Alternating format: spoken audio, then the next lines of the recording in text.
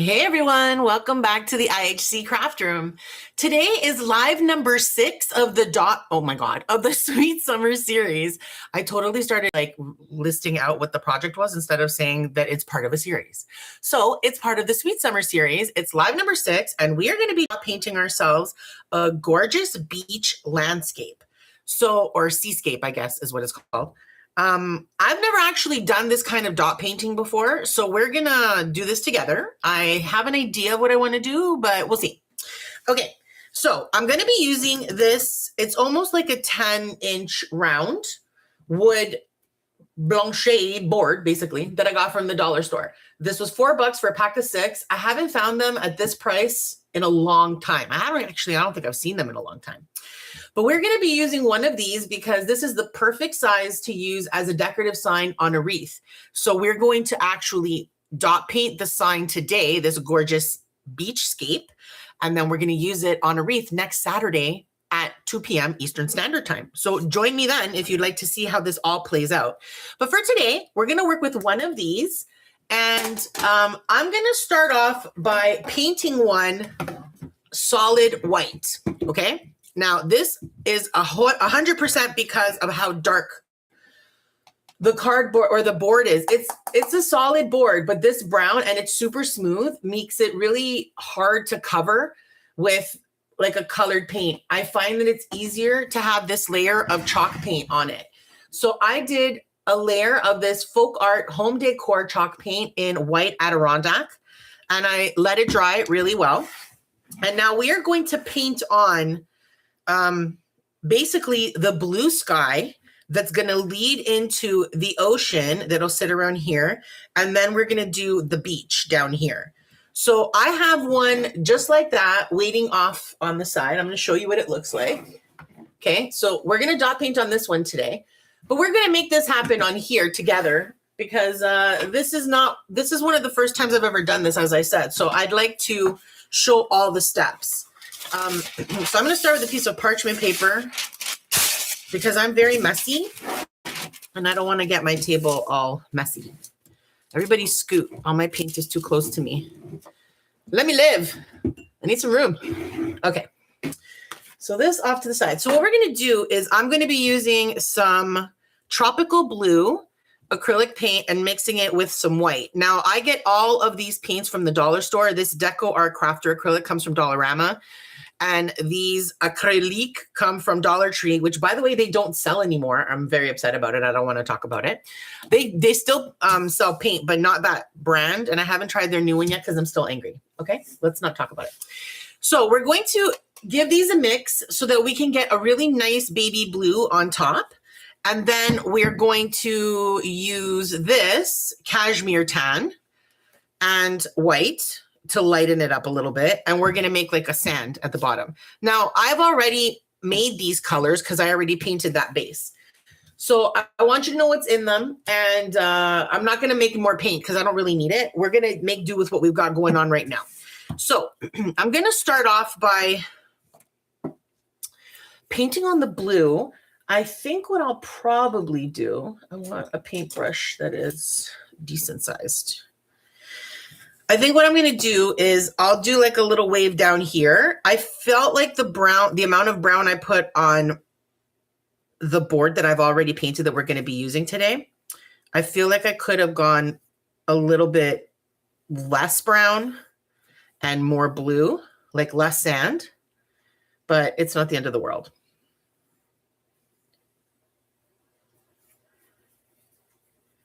So I generally almost always do 2 coats of paint, especially if it's a color, because I am a streaky painter. I don't know why. I don't know what I'm doing wrong, frankly. I didn't think it was anything major, but I almost always end up with like little drag lines in my paint.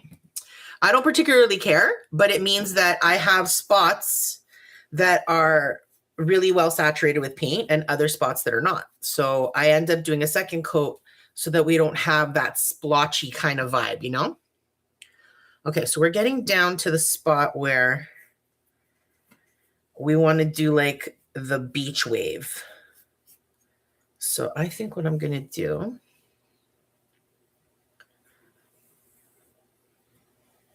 because I don't want this to be like a straight line. You could totally make it a straight line if you want, though. If that blows your hair back, go ahead with your hair being blown, you know? But what I think I'm going to do is make it a little curvy like I did on the one that we're going to dot on. Oh. So I'm just going to do like a, you know? No, that looks stupid. That's good. We'll fill you in. No, that looks terrible. Why did I say that looks good? Okay, there. Now, got a little piece of dried paint in here. I hate that. You know when you're like the inside of your bottle dries a little bit and a little piece of that dry paint falls into the paint itself, it turns into like a whole production. Okay. There we go. We've got our sky water situation happening. Now we're going to do the same thing with this light sandy color that, again, I made with white and this cashmere tan, but I can see that it's kind of unmixed itself. So I'm going to mix it up real quick. I can see like a layer of white over top. So that means you need a little, I should have probably done that to the blue as well, but oh well. Oh well. Okay. So let's make our sand. I'm going to use a smaller brush for this so I have a little bit more precision.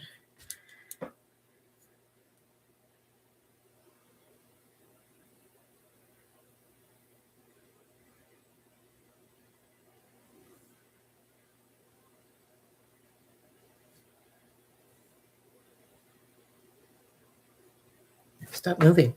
What's your problem?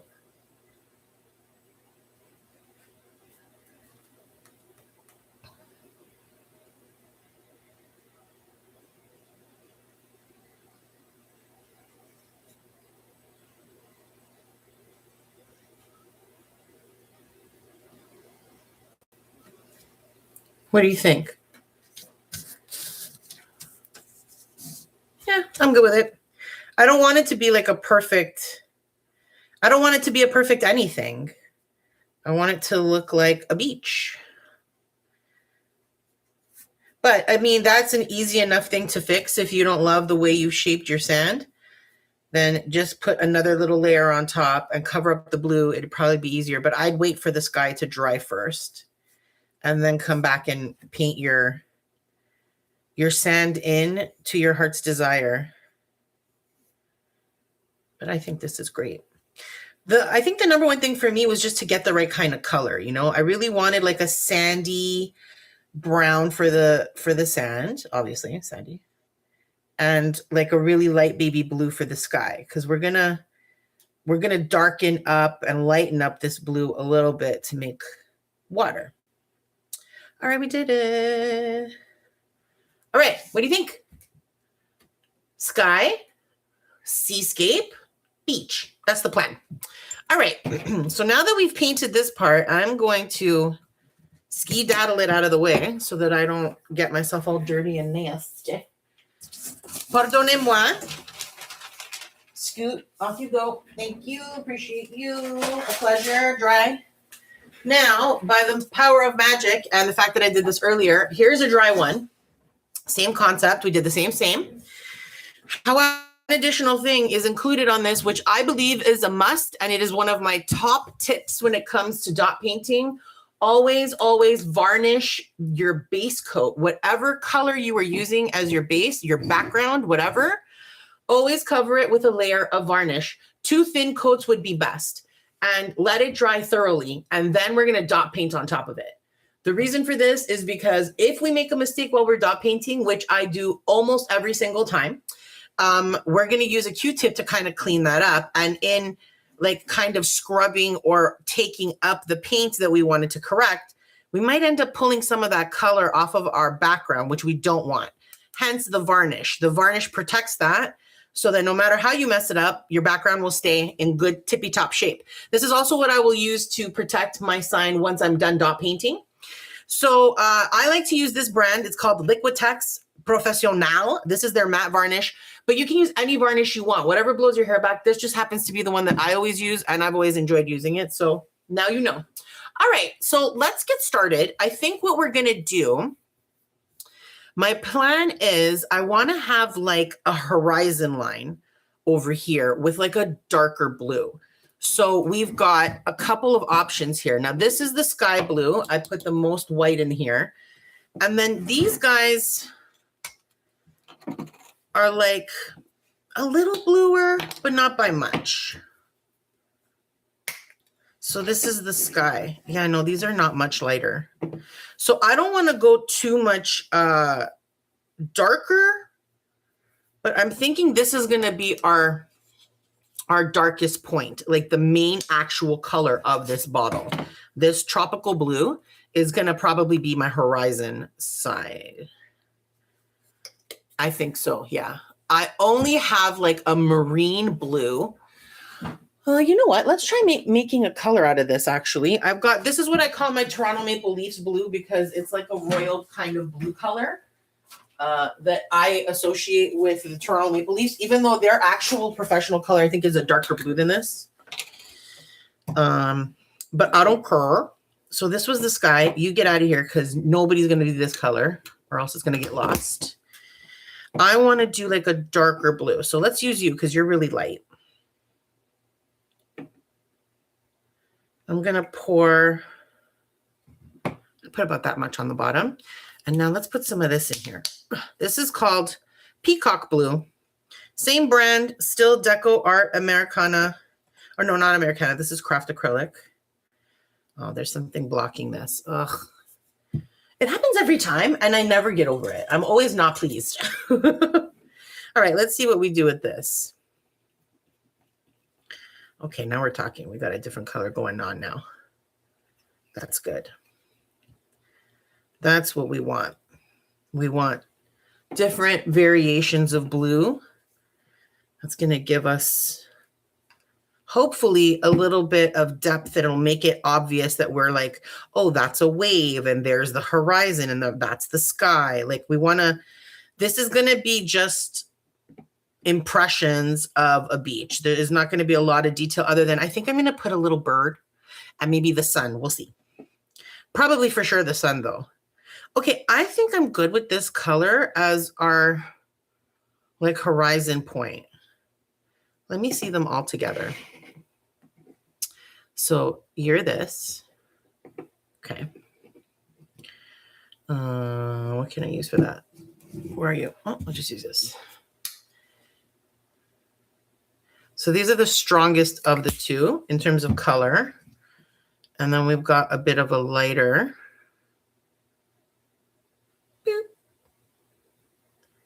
Okay. And what are you? You're like a little bit of this. You guys are almost the same. So basically we have three. Do I want more than three? No, I don't think I do. I think this is a good combo, but I'm wondering if I want to switch those. Like, do I want to do this blue as the top line of the horizon? And then maybe like this blue in the middle. And then it's going to fade out into this light blue.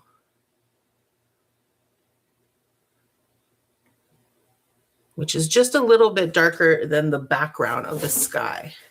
And then we're also going to do like a line of, I hate getting paint on my hands and I do it all the time. We're also going to do like a line of white just above the sand line that's going to give us like a foam from a wave kind of vibe. So we'll kind of pepper a little bit of white through it, but for the most part, I feel like this is going to be the progressive look that we're going for. Yeah, I like it. I don't even know if you guys can see that. Yeah, that's the plan. So we're going to start with our brightest blue. Put on your hat and you put on your hat. Because I don't want you guys to dry out. Okay. So the background, like the actual sky, is going to remain no dots. Okay, we're going to keep this beautiful vibrant pale blue as our sky. What we're going to do is strategically place the horizon line of the sea, which I think should go probably right about here. And then above that line, we'll do a couple of little poofy clouds out of dots. We could do a bird flying, and maybe we'll do a little sun in the corner. And then over here, we'll start that line, will be that darker bit of blue, a couple of rows. And then we'll do that in-betweeny blue, a couple of rows. Then we'll go to that lighter blue that's almost like the sky. And then we'll finish off with like a little bit of a line of white. That's the plan. All right, so I'm going to be using my dotting tools today. I'll be using my styluses. I'm going to show you what they look like. But also, if you don't have any dotting tools of your own, go into your junk drawer, because every house in every home has a junk drawer. Go in there and have a look at what kind of like pencils you have, because you can get some great dots from the eraser, great dots from the tip of the pencil. Check if you have any paintbrushes. They all have different sized bottoms, so they'll all make different sized dots. Check if you've got yourself some toothpicks. They make excellent tiny dots. I also always have Q-tips handy, which are great to make various size dots as well. You can really compact the cotton to make it stay this size. You can pull the cotton off and use just the rod of the Q-tips. So you can get lots of different dots from random items in your home. So if you don't have dotting tools, you can still dot along with me, okay? So go grab your stuff and a glass of water, because we're going to be doing a lot of talking. Okay, so I'm going to stick with all of my styluses. I don't want any massively large dots. I may choose to do a massive one for the sun. I haven't decided yet. I would love it if I had a gold rhinestone somewhere. I'll go look after. But I think for now what we're going to do is we're going to start off with like a medium-sized dot. So for my dotting tools, I'm going to go with like a 2 millimeter. And we're going to be taking a lot of paint onto the dotting tool. Now, for today, I'm not intending to use any lines, any chalk lines. I'm going to try to be somewhat straight, but I don't think waves are straight. So it's not the end of the world. If my line is weavy and bobby, I don't really care. So I'm just going back and forth to my paint palette and adding more and more paint to my dotting tool. This is how you get yourself an even dot. If you want the same size dot, you need to continue to put paint on your dotting tool. If you want your dots to get smaller in size, then just fill your dotting tool with paint once and dot, dot, dot without refilling it. But I do want them to be roughly the same size. So we're gonna, I can see I'm being messy. I'm getting some paint just splattering, which I'm not really over concerned with, except I don't want my sky to be streaky. You see how all I got up was the paint that I used because of the varnish. And mistake number one. So do I want this to be a little bit not straight? I don't think so. I think I'm going to go as straight as a person with no line can go straight. I'm not really good at that. I usually end up a little crooked, but we'll see. Now, in terms of how we're going to fill in this whole thing, I think I might do rows like this, but then I'll scatter a little bit as well. So not a perfect row. I'm not intending to make this entire thing full of dots. I want to have a lot of that background peeking through. Look, I keep getting all this splatter on here.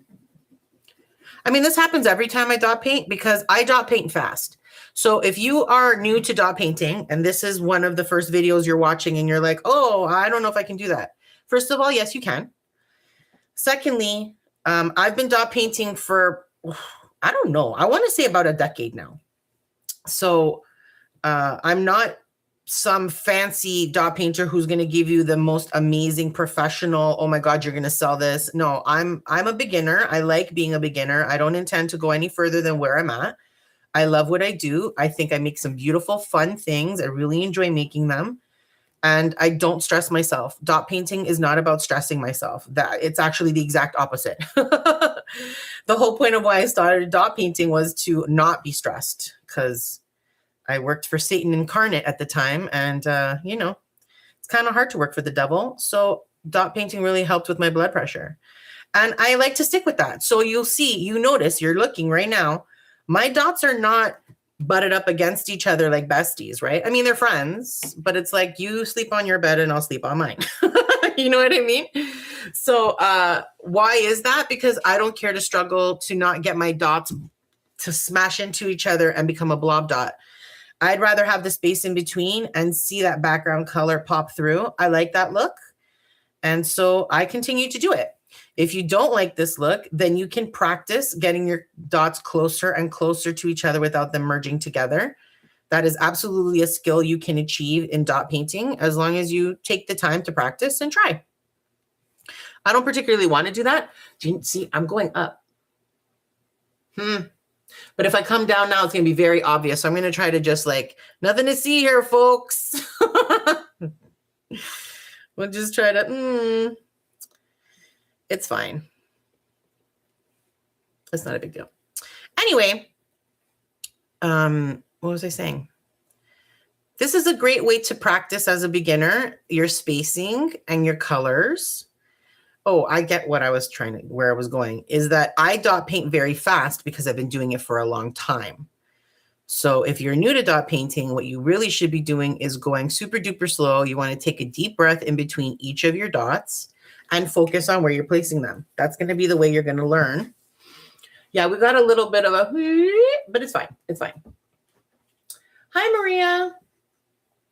Yeah, it really is like a meditation. You're right. And it does take your mind away. And if you're like me, I normally have like some music playing or something going on, like a podcast or an audiobook. And that combination is excellent. Absolutely excellent. Okay, I think I'm going to do another row of the same color. And I'll probably do it as a straight line. Do I want to do it as a straight line? I don't know if I do. I kind of feel like having it as a straight line helps you think of waves, you know? But at the same time, I don't want it to look, I want you to get the point that this is supposed to be like water, the ocean, the sea, a wave. So we'll do a second row and we'll see how we feel. If I feel like it's a little too structured, then we'll go into like almost a wave pattern instead, like a up and down kind of. Actually, I wouldn't mind doing that anyway. Look, I'm splattering on the blue again. Again, because I'm going fast.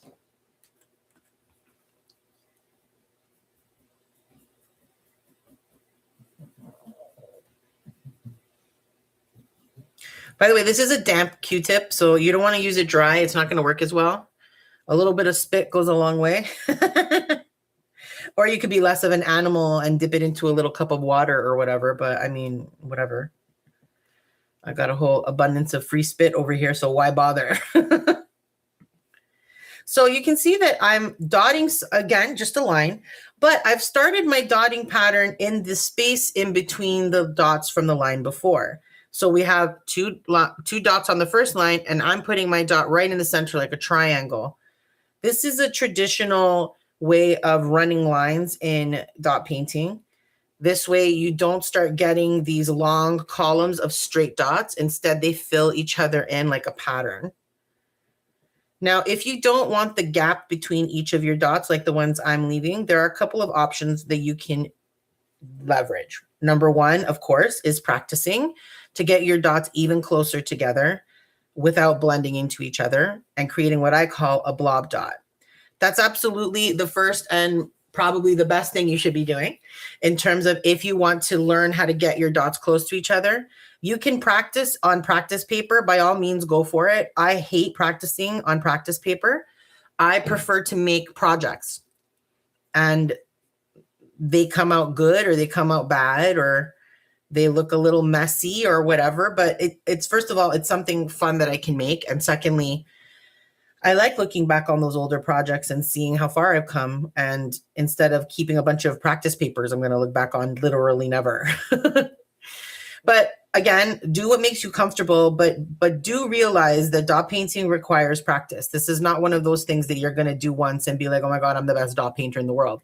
Sure, you could do a project that requires dot painting and you'll do a phenomenal job. That's great.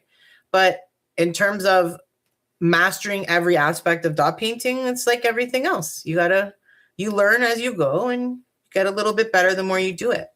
So if you don't like these dots or these gaps between the dots and you don't want to go any closer, then the second option is to place small dots in between these ones. I've done this many times in other projects.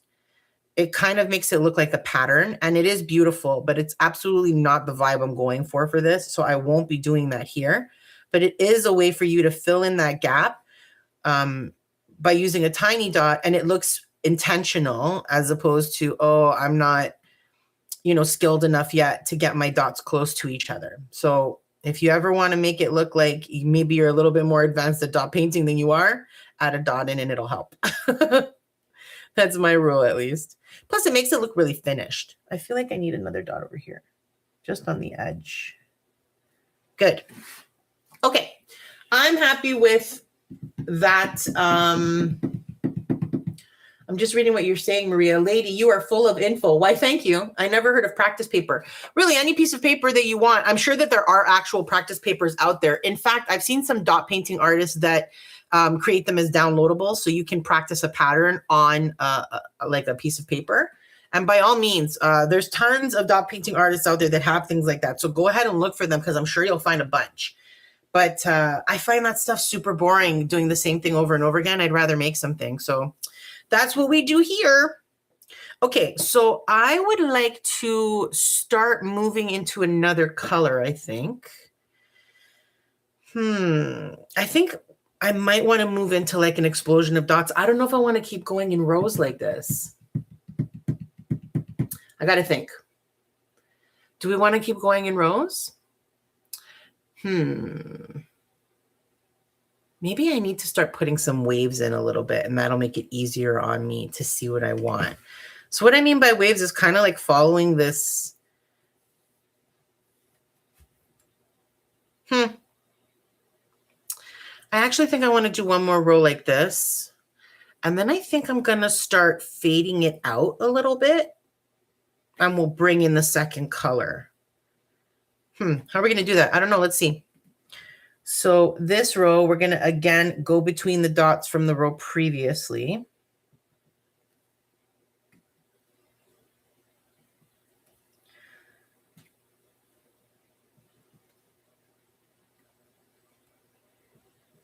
It's always funny when you do something like this, because, I mean, I basically sit down with a pen and paper and go, okay, what projects do I want to do for this series? And I thought, oh, a beach theme would be really cool for summer. So what can we do for a beach? And then I thought, I've never done like just a horizon or a seascape or something like that doesn't have like a real pattern or something I'm, tracing over, or a mandala or anything like that. So I thought this might be fun. Okay, well, how will I do it? Oh, okay, I'll paint it like this in the background, and then I'll do like maybe a few rows like this. So I kind of like plan it out in my head a little bit about what I want to do. I write down all the materials I'm going to need. Trust me when I tell you that running a YouTube channel is a full-time job. For real. With no pay, in case you were wondering. Worst job ever. Don't ever work for free, guys. But it means that I plan out a lot of this ahead of time. But at the same time, everything evolves as I make it. So sometimes I have this plan and I come in gung-ho with this idea of what I'm going to do. And then as I continue, I realize, no, you know what? That's not going to work. And I think I like doing this better. And then the project takes on its own little momentum, Depends on how I'm feeling that day. Depends on how my paint behaves and how much patience I have. So every time you do something, I mean, in my experience, every time I make something, even if I make the exact same project 2 days in a row, they won't look the same. They'll be close, maybe, but they won't be the same. And I like that about that painting. Mind you, that's the same for anything I do, though. I'm just not able to completely perfectly replicate, because why would I? That's why I love handmade. It's different. I've said this probably in many of my live streams and videos over the years, where, you know, we live in a world that is becoming more and more technology driven and mass produced. So it makes me love handmade more, because it's a person doing this. So when you find a mistake, a human did that. And she's really cute and squishy. That's me. Hi. Okay, so I think what I'm going to do is finish off this line, this row. And then I'm going to kind of like, what am I going to do? How am I going to do this? I think I want to scatter. But how do you scatter? It's almost like filling in the next row in bits and pieces and then letting the next color over. Yeah, you know what? That's probably exactly what I'm going to do. I don't think I said that out loud properly. Most of my brain filled that in. So basically, I'm going to do a few in this color and a few in the other color, and then cross over to the next color in the next row after this. That's my plan. Funny how this looks very different from that. You see how what happens when you chit chat? Sometimes you just don't pay attention. Also, I don't particularly care. I don't care if things don't look perfect. I like, again, we talked about this. Repeating myself, I am elderly. All right, so here's my darker blue. I think what we'll do, actually, I'm going to refill my light blue. I think what I'm going to do is a few of these, and then I'm going to mix these in. So let's do like maybe 5.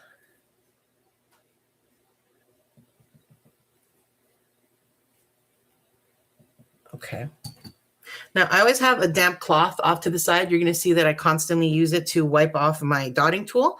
This is to help me switch colors, of course, but it also helps with when you get a pileup of paint on your dotting tool and your dot is getting bigger than you want it to be, then you want to start wiping your dotting tool more frequently, because the paint is going to obviously or not obviously build up on your dotting tool. So the more it builds up, the bigger your dot becomes.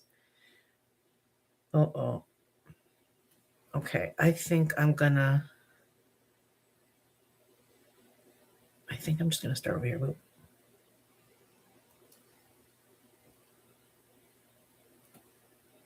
I'm just gonna like make a few of this color.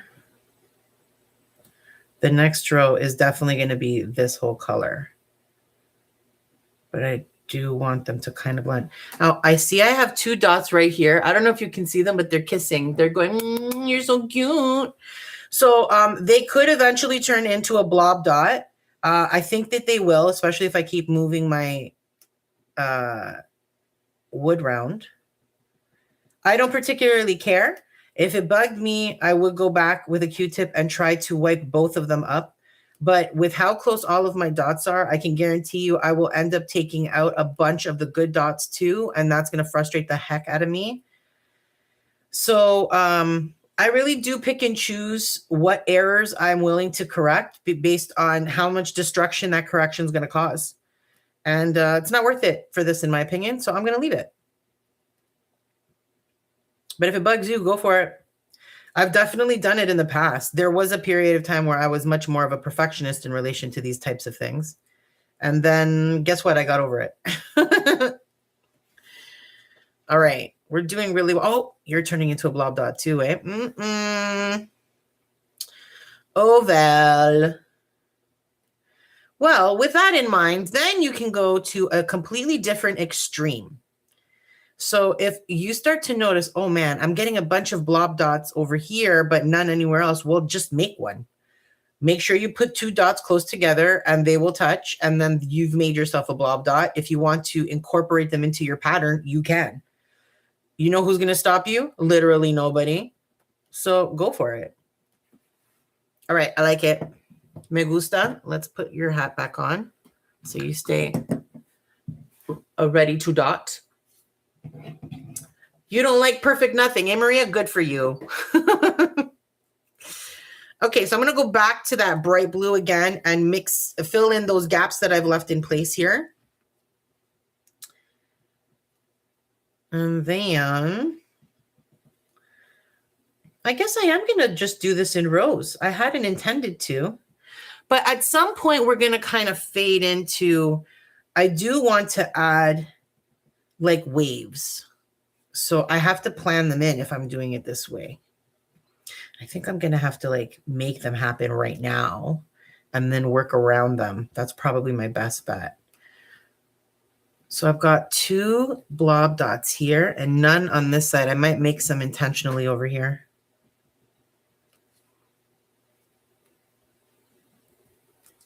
When I get in this spot, maybe.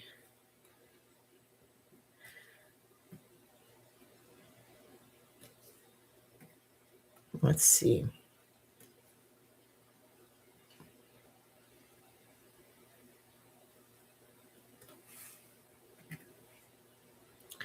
Okay, I'm going to try to make one happen right here.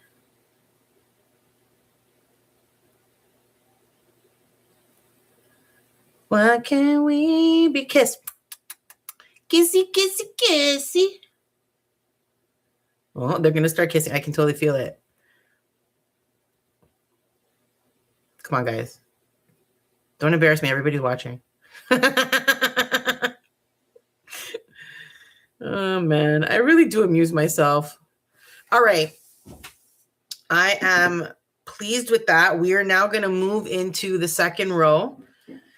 I might actually put in a couple of these ones in this row as well, but it's going to dominantly be this color now so we can start switching to that blue.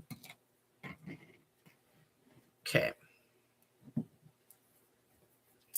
And I don't intend to change the size of my dots, I don't think. I think we're going to stick with what we got going on. Except, should I do my clouds?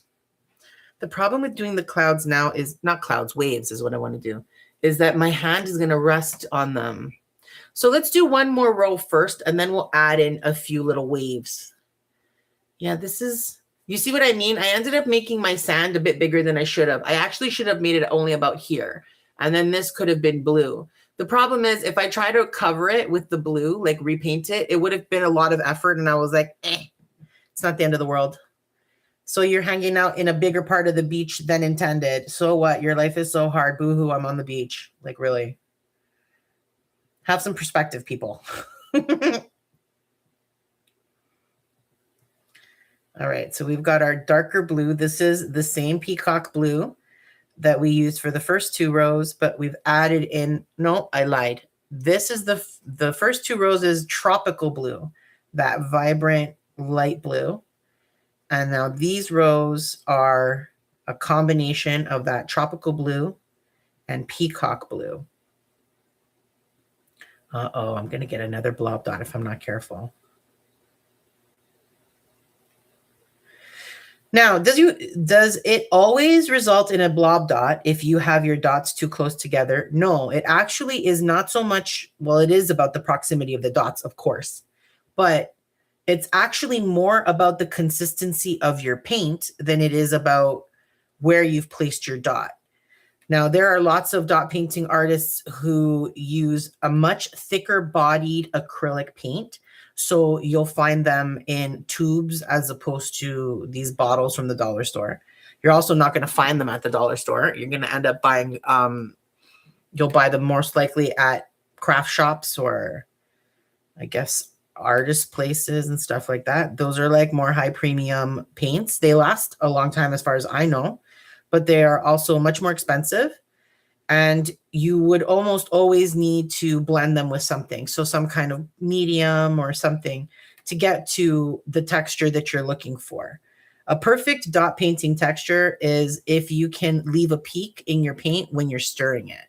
That is very not something that happens when you buy these types of cheap acrylic paints like I do from the dollar store.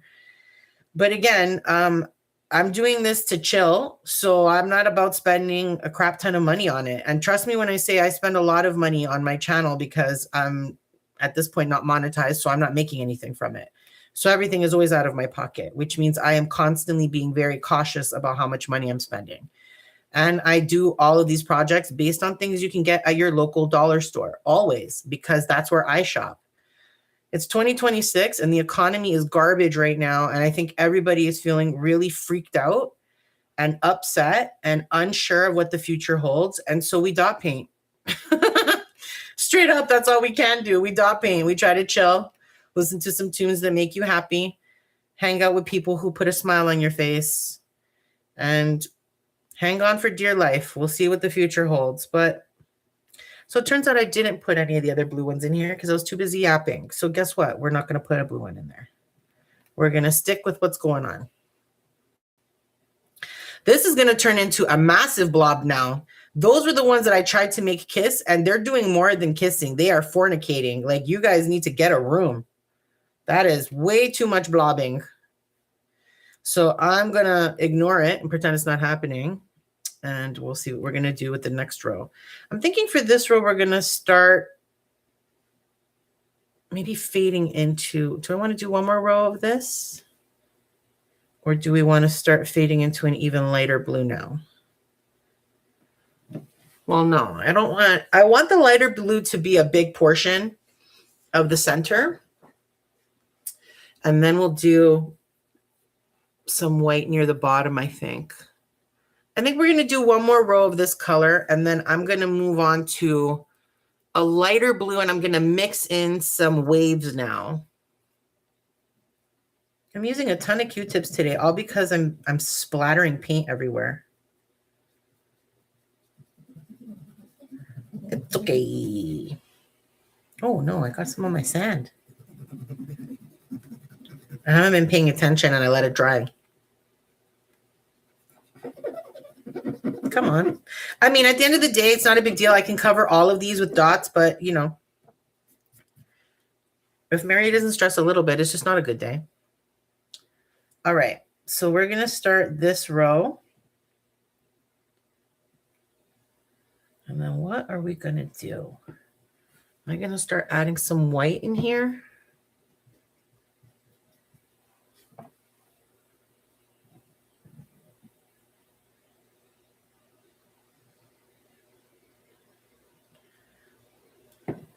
So Maria just said in the chat that you're trying to learn how to make some high-end home decor on a budget, which is what most people are doing because who can afford to buy expensive things from places like Pottery Barn? I mean, don't get me wrong. There are some pieces that I'm sure would be worth it. But if you're willing to try to make something, I would always say try to make it first, because maybe it's not going to look identical to what you might have bought in a store.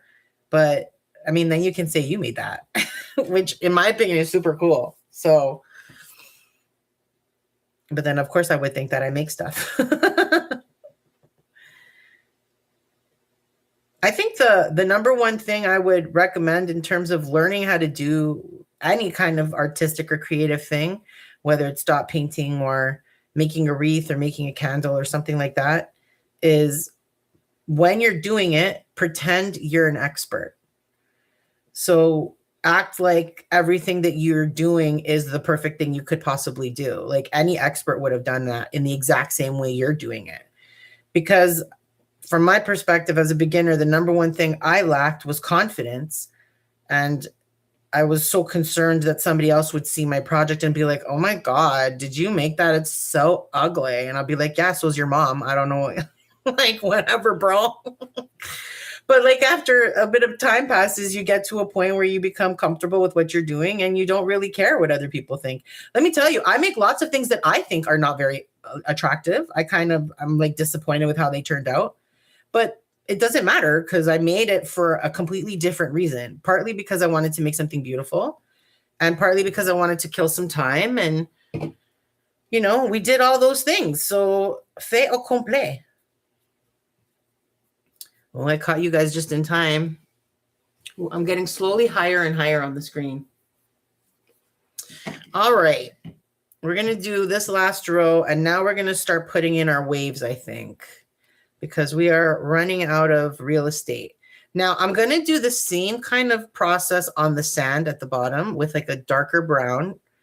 We're going to actually use the original taupe color without the white mixed in. So this whole bottom half is going to end up full of dots. But I think I might do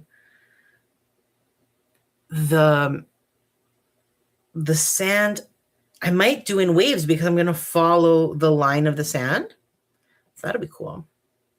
Either that or I'll do it as an explosion of dots. We'll see. I'll decide when I get there. Okay, so I definitely have a bunch of blobs happening in each of these rows. So how do you avoid that from happening? As I mentioned earlier, it comes down to the paint that you're using, how fluid it is, how much it's going to butt up against the other and blend. And the other thing is taking your time. I'm really, really going quickly right now. I always go quickly, as I mentioned earlier, but also I'm going quickly because this is a live stream and it can be really boring to just watch somebody be like this.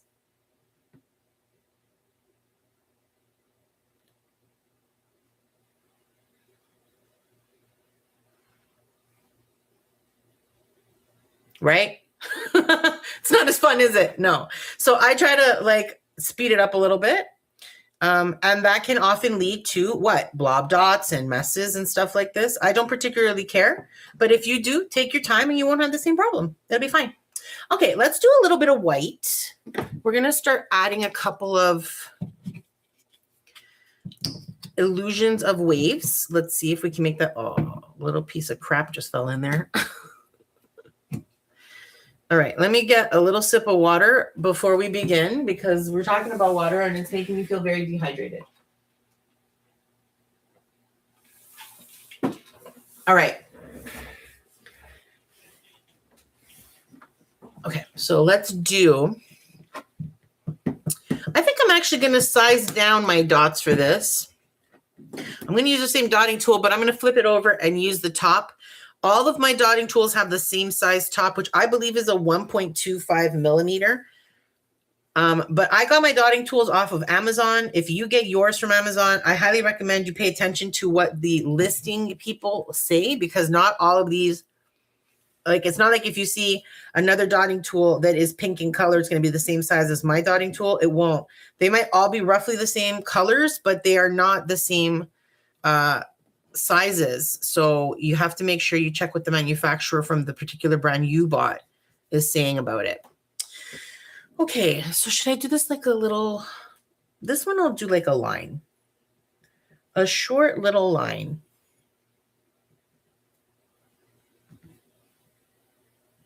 And I'm not even going to focus too much of going between spots. It's going to be more like just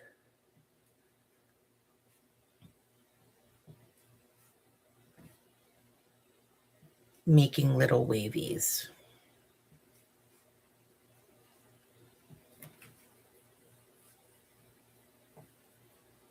That's good. Should I make it a little longer? Maybe go this way. Boop. Okay, where else? Let's do one down here. Well, yeah, I'm making my life real hard now because I'm not going to be able to rest my hands where these dots are. Boo-hoo, poor little Mary. It'll be fine. It will be fine. I'm going to make this one straight and short. We'll do another. Let's do one over here. I'll probably scatter a few more in anyway, even as we keep going. So it almost looks like an eyebrow.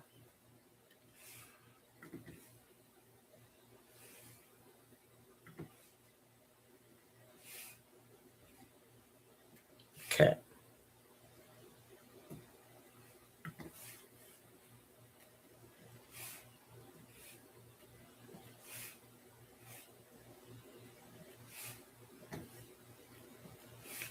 My dots are getting bigger, again, because I'm getting a pile up of paint on my dotting tool. So if you don't like that, wipe it down, make your dots smaller. You can get back to that similar size that you just started with. but I don't particularly care for this. So I'm just going to keep going.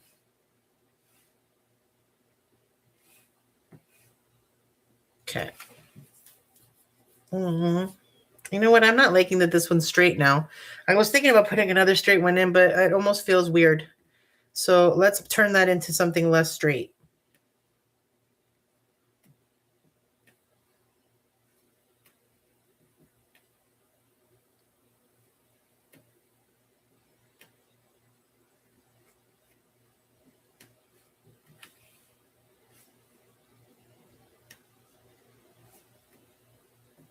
There. It is better. I feel like I've made them all kind of long this way and short that way. So maybe we'll go backwards on you a little bit. Okay. And you too. Boop. All right. Now I'm going to also do a full dot row of white all the way on the edge of this. Do we want to do that now? I guess I will. No, I don't. I don't think I will do that now. I'm going to wait and do that later. We're going to fill these spots in a little bit. So I'm going to do a straight line down here, like I said, in white. And then I kind of feel like I want to do some spattered white. Because like you think of the foam, right? Like the foam should have quite a lot of water and a lot of white in it. But you need to see the water pipe kind of like burst through or you won't understand what it is. That's the thing about when you do dot painting when it's a scene. It's kind of hard to express that unless you have the right like shading and color changes. And I'm not super great at that, nor do I really care to be. So I just go with the flow. Let's fill in. Do I want any more white here right now? I don't think so. I think we're going to move on to our lighter blue now. So that's you, but you seem very close to the sky. So I'm going to actually lighten this up even more. This is the sky color. They look almost identical. Not anymore. One of you is going to be very, very white. So let's get a stir stick. And I'm going to put some white in here.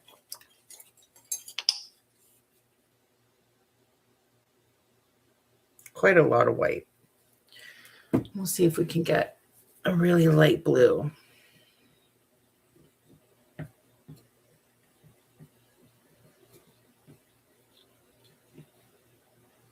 Because at the end of the day, what I really don't want is for any of the colors I add to be the same as the color of the background. The background always needs to be some kind of contrasting color. So if we are really light blue, then I either need to go even lighter of a blue or darker blue. But if not, it's going to kind of get lost in there, which I think some of them I might try to do very similar to the background, only to make it look like the water's getting lost in the sky. I feel like you're still not light enough, and I put a ton of white in here. All right, so here's what we're going to do. I'm going to move you in here. Okay. Thank you. Pardonnez-moi. You can hold on to my stir stick, and we're going to add some more, quite a lot more white in here. Oh, well, excuse you. That was a very rude noise.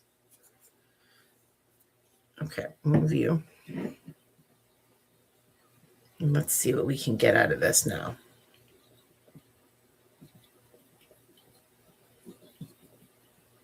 You'll also notice that I am stirring very fast, which is a major no-no when you are stirring your paint because it introduces a lot of air into your paint.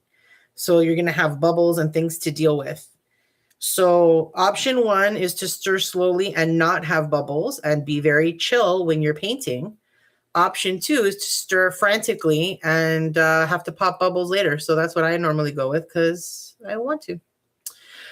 I feel like this is still a little too close. We might need a little more white. I don't even know if I have enough room in this container, and I don't have another one. So this is your last chance, friend. Do I have another white? Yeah, I do. Thank God. I use a lot of white. Like there are some colors that you go through much more quickly than others. And obviously white and black Actually, maybe not as much black. White, because I make so many colors by mixing white into it. So definitely a lot of white. Okay, I think we're finally getting light enough here. Jeez. This blue is serious. Let's see. Okay, you're drastically lighter than those ones. So let's try. Let's see what we think of that. Everybody put on your hats so you don't get dry and crusty like everybody else. Okay, scoot. Merci. Let's see what we're going to do with you, pal. Shall we start trying to do like just wavy waves now on all of them? Let's see if I can do another row first. Okay, that is lighter, but it is still close enough that it almost blends in to the background, which is kind of what I was going for, because I wanted to have like a middle ground of water that wasn't horizon. It's really close to the white. Yeah. I think this might be our last row of straight dots, and then we're going to start curving everybody and see how we like that. I don't know if I'm going to like this. This is one of those things that, again, an idea came to mind. I thought this might be fun to try. And if I don't like the way it turns out, who cares? Next time, I'll try it again, but I'll do something different. That's something that I try to do at the end of all of my projects, is have a look at what we did, where we started, what we used to make the project, and what was successful and what wasn't, and what would I want to change the next time around to make it better. So we'll see from the final project. But right now, I would say the first thing I do differently in my next attempt at this is I would make the sand less, as we mentioned earlier. So probably a couple inches lower. Kind of debating about if I like this straight line look or if I would have preferred going in curves right from the beginning. That is something I'll have to decide at the end. We'll see. But ultimately, at the end of the day, what I'm hoping we can achieve with this is that when you see this on my wreath next weekend, you're going to know that this is a beach. This is a beach landscape. As long as you know that that's what this is, then I've accomplished what I'm trying to accomplish. I'm trying to give beach vibes, even though I hate sand. Absolutely, I hate sand. Like, I don't know anybody who likes sand, and if you do, congratulations, you're weird. But so am I, so whatevs. But I definitely hate sand. I mean, I haven't been to an all-inclusive vacation in many, many, many, many moons. But when we used to go, I would absolutely love being at the pool and not at the beach. Merci. All right, we are in decent shape here. I have a few, I'm using more Q-tips today than I think I have in maybe my last 10 projects, just from splatter. From the splatter. Okay. What are you? Let's do, I think what I'm going to do is kind of mimic the waves I've already put in, but with this lighter blue. I like that. And then what are we going to do? I don't know. We'll see. We'll see. It's a mystery. It is yet to unfold. So I'm using the 2.0 again. We're going back to the original size, which is going to be bigger than the wave one, because you recall we used the smaller side for that. Okay, I got to be careful. I'm getting a little too close, and I'm going to end up making blobs, which I kind of don't want anymore if I can avoid them. Okay, so let's go from here. So am I going to make this into like one big wave? I think that's what we're going to do here.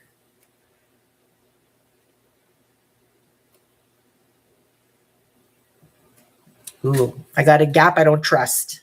What do you do when you have a gap you don't trust? Meaning I have a gap, but I don't trust that I have enough room to actually put the dot in. So what do you do?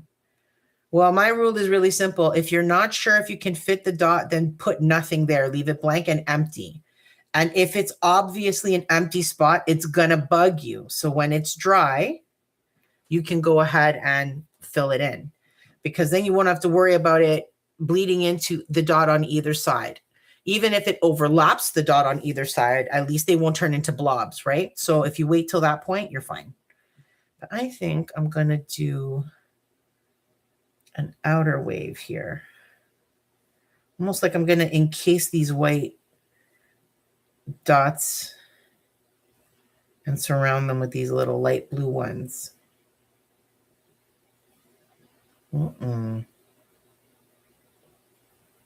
Uh-oh. I touched the dot from the line above. A blob is incoming. Oh, well.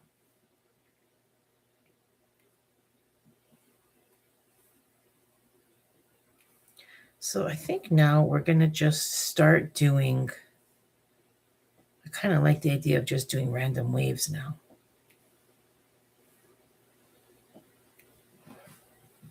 Okay.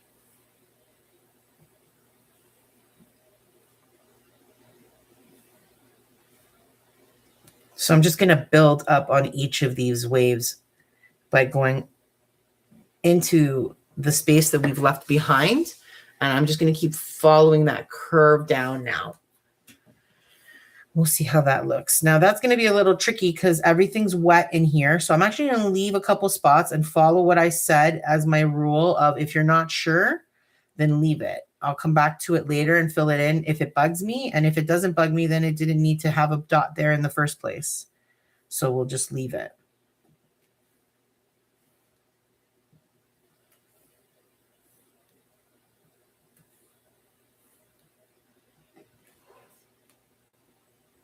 Okay, I have enough room to do one more line over here.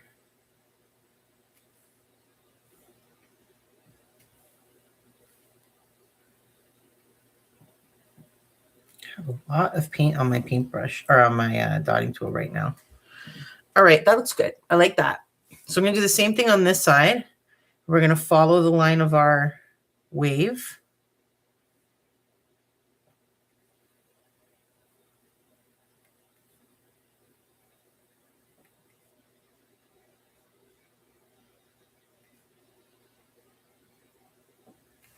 Okay.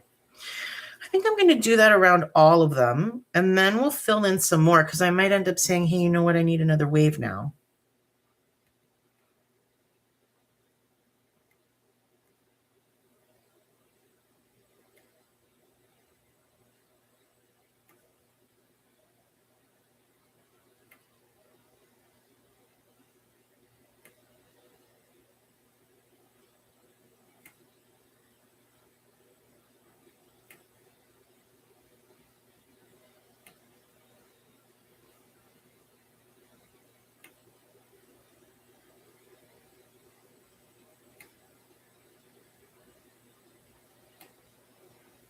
Yeah, I kind of like this mimicking of the white wave.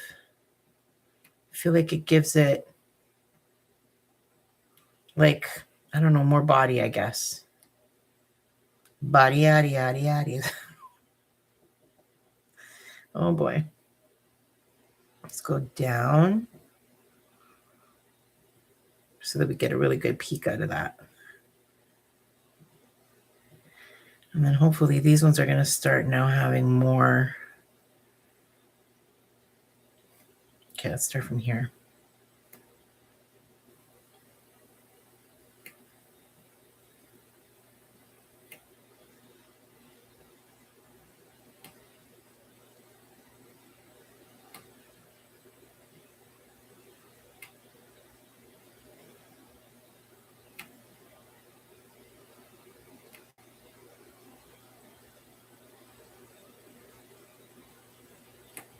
Have a lot of paint on my dotting tool, so I'm actually able to get a few dots of the same size without refilling. But I also don't particularly care that my dots be perfectly sized. There are some projects where that matters to me. This is not one of them. Okay, I want to be careful. I'm going to leave a line of white we're going to do right on the end here. So I think I'm going to just fill this portion in. So we complete that wave.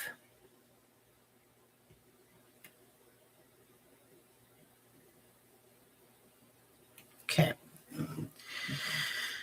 Yeah, I like that. So I'm going to do the same on these two waves, and then we're going to do a line of white that divides the shore from the water altogether, and then we'll come back and fill these in. And I think I'm going to try to do them in that wave form. I like that. Ooh, ooh, ooh.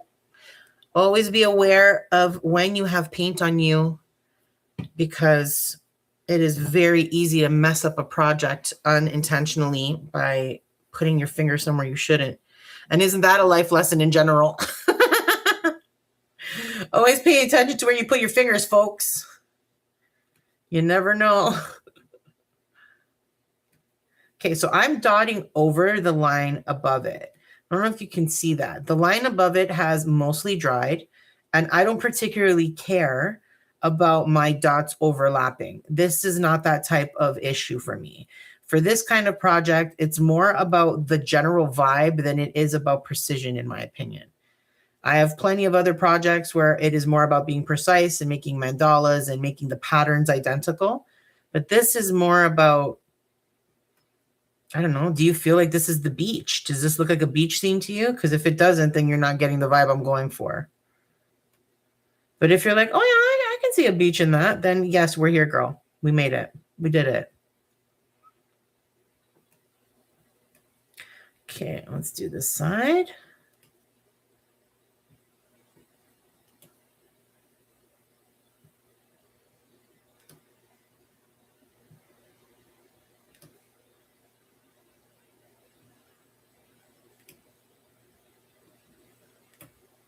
I'm going to curve you up as well. And then we're going to fill in between that white wave and the waves I've put above and below.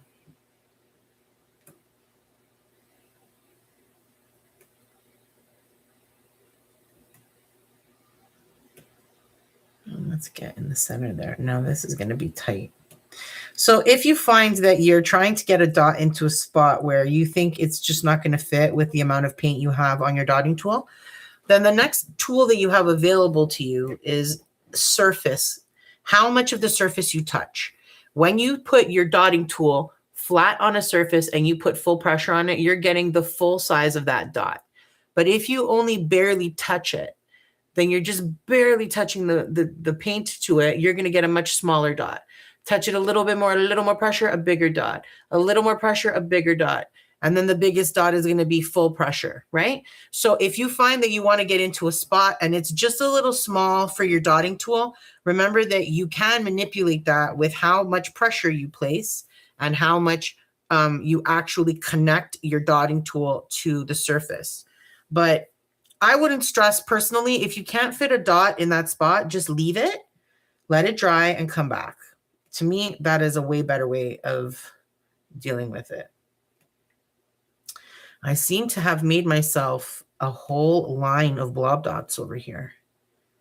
On this one, there's 1, 2, 3, 4 that are, you know, they're being a little, you know, group sex oriented. So whatever, just don't look. Look away, guys. Look away. It's fine.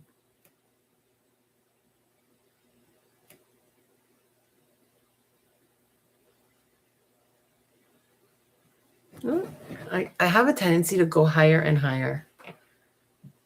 I'll see you, Maria. Take care. Thanks for stopping by.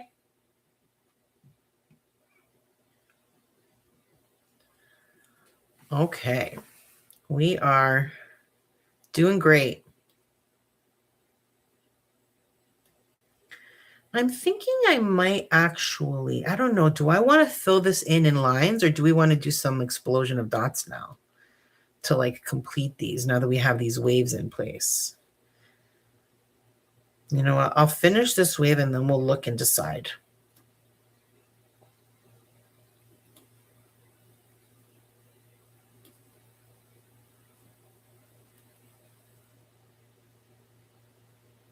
Okay. I'm going to complete this.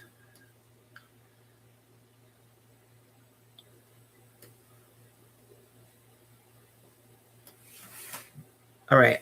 Oh, and you too. You should get a couple more dots up here. All right. We've built some nice little waves in here. So what should we do? Do we fill this all in now?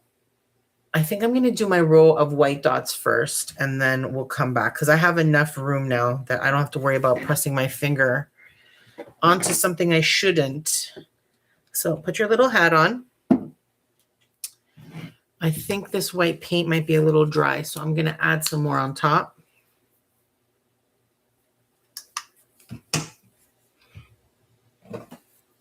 And we're going to go ahead and dot this white line right on the edge. And I'm going to do probably the same thing on the other side, but with the brown.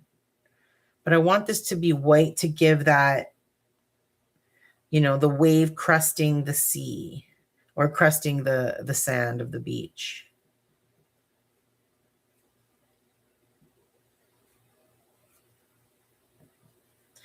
I don't know. I think I might do the rest filled in with like an explosion of dots. So an explosion of dots is where you're not following a particular pattern. You're not, you know, doing a line or a row or a wave or anything like that.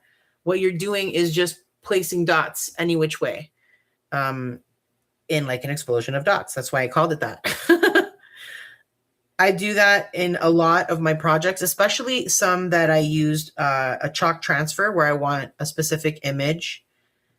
Whereas this is an image, but it's more like, as I said multiple times, it's more of a vibe than it is about the image itself. It's about a beach vibe, you know? Did I already spit on this? I don't know. We're going to use actual water because I don't want to lick paint.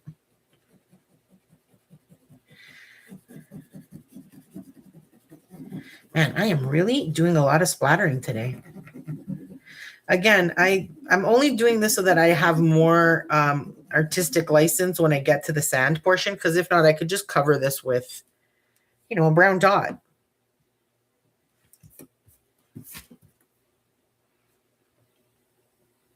But I want to be able to decide where I put those dots and not just put them there because I'm covering something.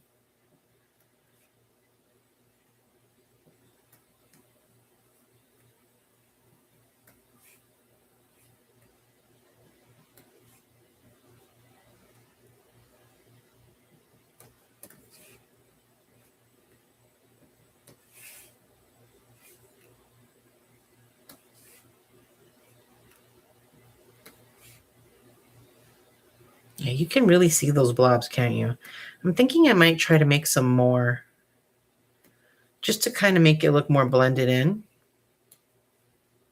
I don't know where I would want to put them though. Maybe some on the water line.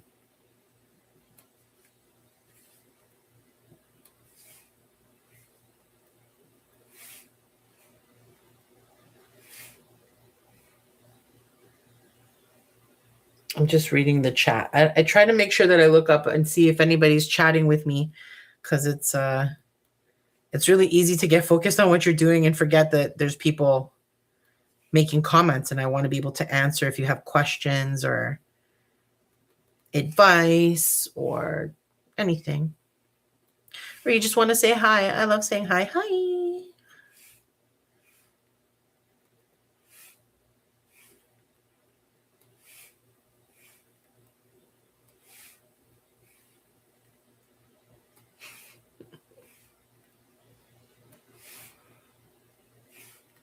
That's funny. As soon as I said that, it's nice to say hi to people.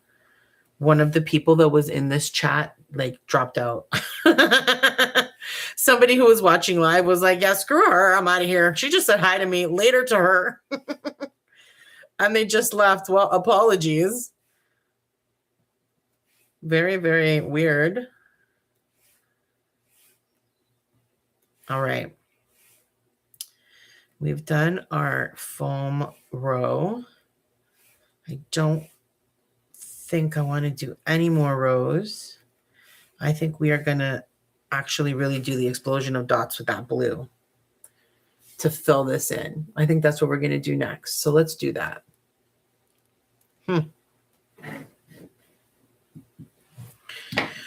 Let's do that. No, not this one, this one. Okay, so when you're doing something like an explosion of dots, basically all you're going to be doing is grabbing as much paint as you can onto your dotting tool. And instead of dotting in a straight line, you're going to just kind of dot in any kind of direction you want, like that. And you'll notice that I do 3, maybe 4 dots before I go back for more paint. And that means I'm going to be getting very different sized dots based on how much paint is left on my dotting tool. The more dots I do in succession, the smaller the dots are going to get. And really all we're trying to do right now is just fill in this blue space so that we've got that light blue layer.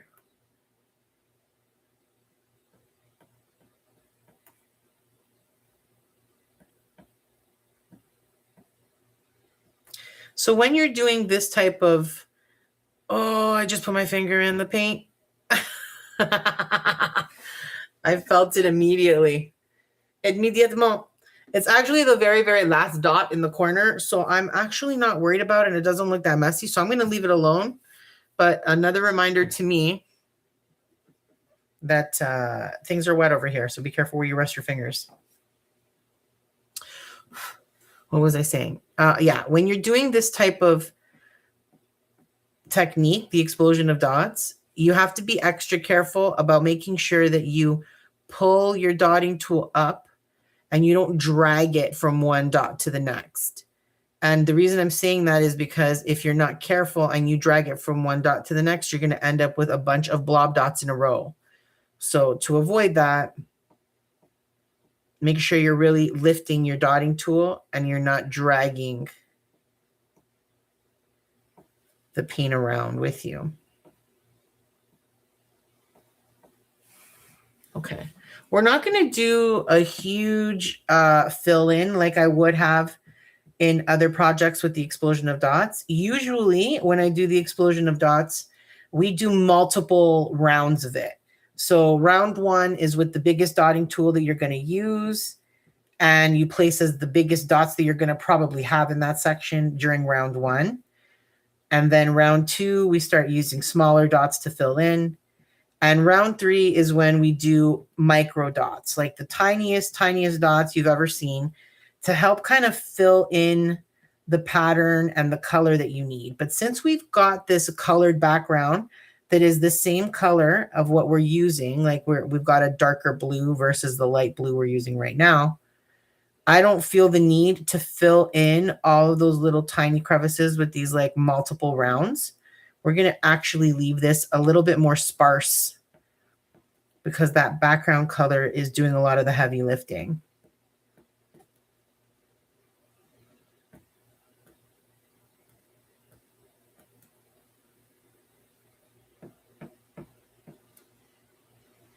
I'm on an angle again. I have a tendency to put things on an angle. I used to do that also when I was in school. You know, when you're sitting down taking notes, you have your notebook. I would always put my notebook at an angle and write. I don't know why. It's because I'm special.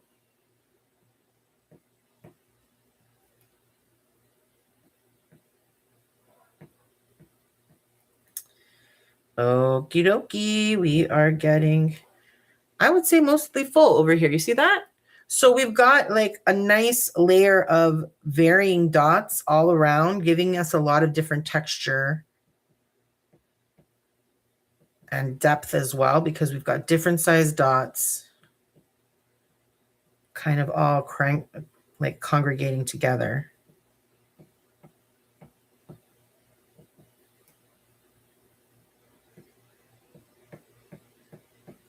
And then we're going to basically do the exact same thing for the sand, except I think I might mimic the wave on the sand for a couple of rows, and then we'll do this explosion of dots for that as well. I feel like that should give us that final little bit. And then we're going to put in a bird, like a little seagull or something.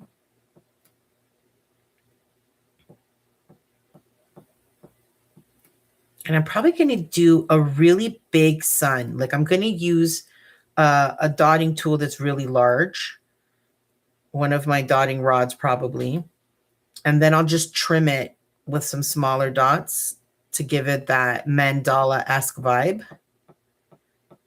But that's it. I'm thinking I'm going to probably put it up there. I'm feeling like bird here. We'll do a couple of clouds. Maybe I should do that and then do the sand. I think I will do that.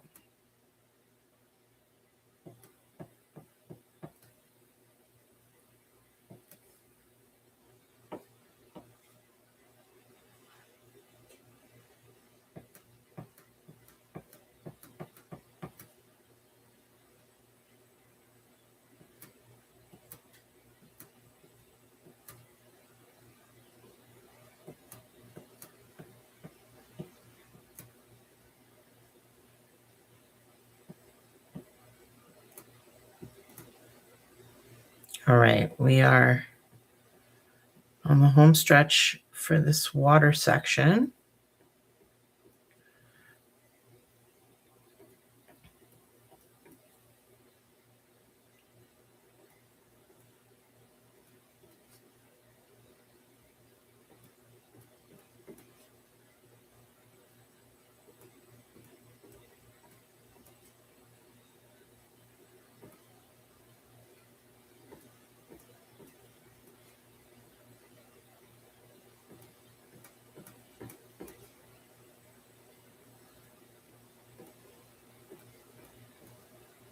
Awesome. Is there anything I want to add? A couple here.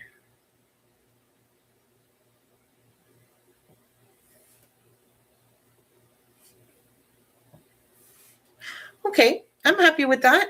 I think that came out nice. Let's go ahead and fill in those things I just said. I want to do a bird.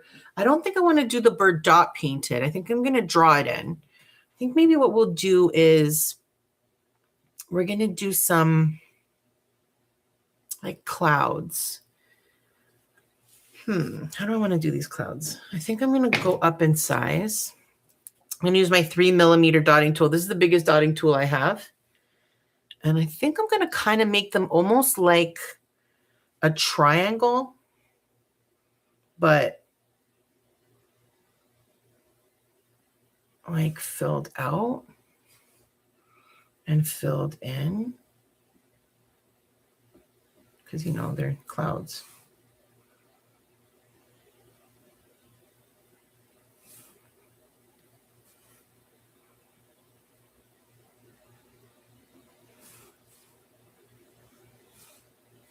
That really does look like a triangle. Okay, hold on. I'll do another one over here.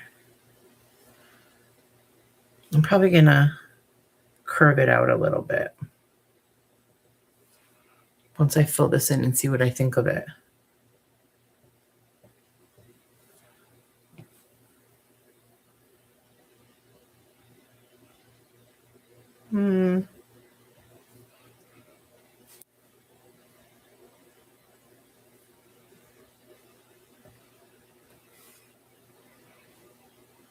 And we'll do one more like here.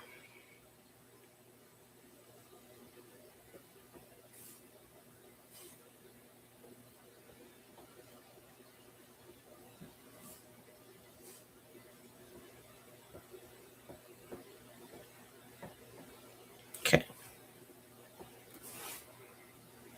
All right, let's do the bird. The bird I think I'm going to do with a paintbrush, like a liner brush. Now this long liner brush, I feel like that's probably going to be my best bet. Dipped it in a little bit of water just to not have a dry brush, as I don't like working with a dry brush. And I'm going to use black. You better move. I can totally see this going badly. Put your little hat on too. Okay. I can't even see. How far are you? All right. We got some. I think I'm just going to do a traditional, like, elongated M. So let's see. On an angle.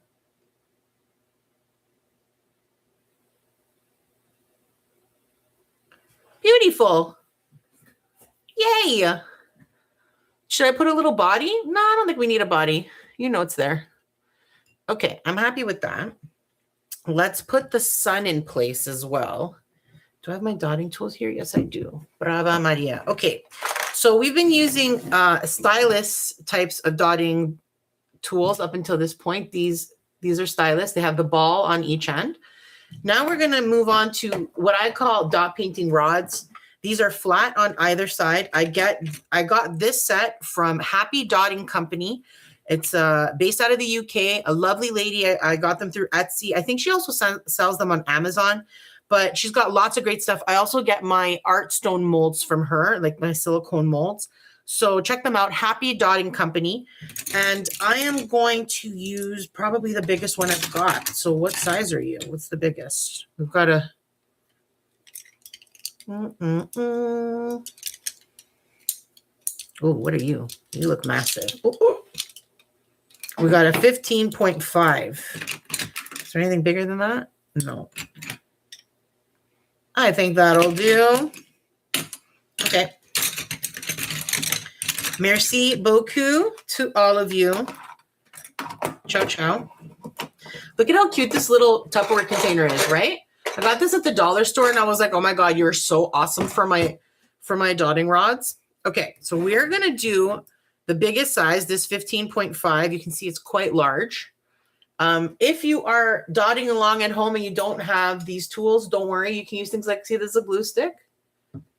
I'd say that's pretty comparable, right? I mean, it's not identical. It's smaller, but it's again, look around your home. You'd be surprised at things that you can use for dot painting. It's really something.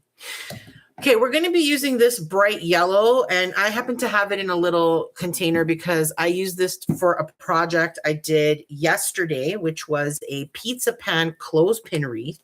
And I painted all of the clothespins like yellow to make a sunflower. It was so cute. In fact, if you're watching this in the replay, Mary from the future is going to connect that up in the corner over there if you want to watch it. That was a lot of fun, that project. All right, 15.5. The number one rule when you have a flat dotting tool like this one, like this rod, is you need to make sure that you have a lot of glue. Geez, Mary. A lot of paint.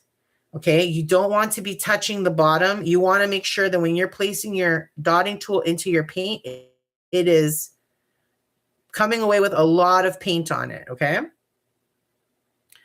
So that's what we're doing. The other thing you need to be aware of when using one of these dotting tools is because it's flat on the bottom, you absolutely need to place your dot straight up and down vertically.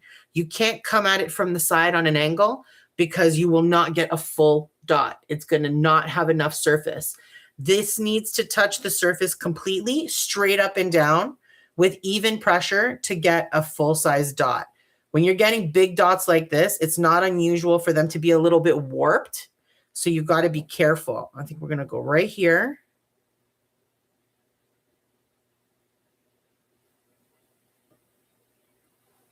Beauty. Beautiful. I am going to clean off my dotting tool. And then what we're going to do is grab a smaller dotting tool. Like this, spin you around. And when you have a big dot like this, the important thing is to make sure that you spread out your paint so that it is nice and level all the way around your dot. Why? Well, because this way the dot will actually dry evenly, and we are hopefully going to avoid maybe cracked paint, because there was a lot of paint in one section and not in another.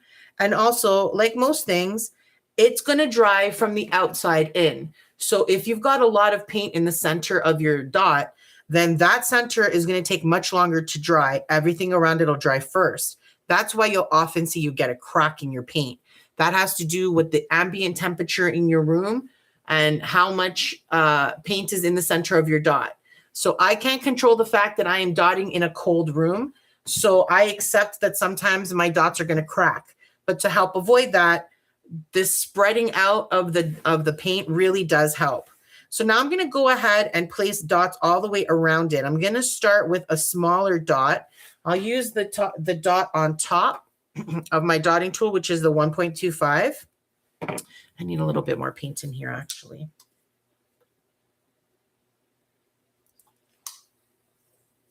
Okay. And I'm just going to dot all the way around it with that 1.25.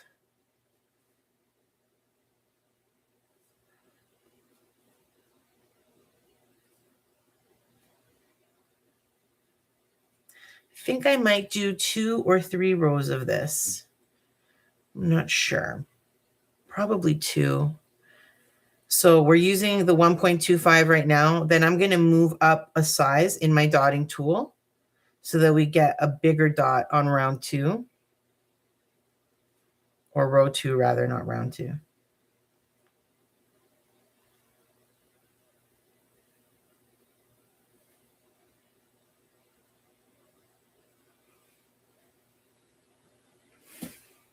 Can you guys see this? I can't even tell.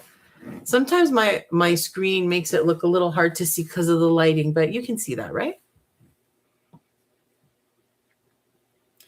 It's always hard to light videos because you want to be able to see, but if I put too much light, then it actually blows it out and you can't see any whites. It's a struggle.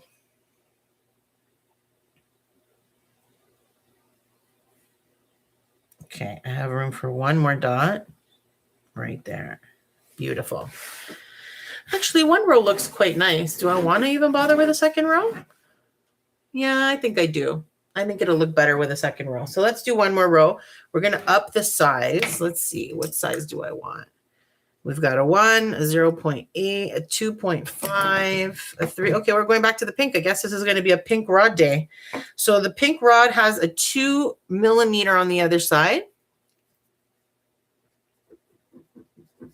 Got a drop of white paint there, which I absolutely don't want in that spot. Okay. Let's do one more row. We're going to do the same thing here that we did in terms of the lines of the horizon line, which is we're going to place our dots in the spaces in between the dots from the row prior. This is a traditional technique in dot painting. It helps you have that really full look without it looking like you're just doing rows and rows of dots that are in perfectly straight lines. Instead, you get this, you know, perfectly rounded out pattern instead.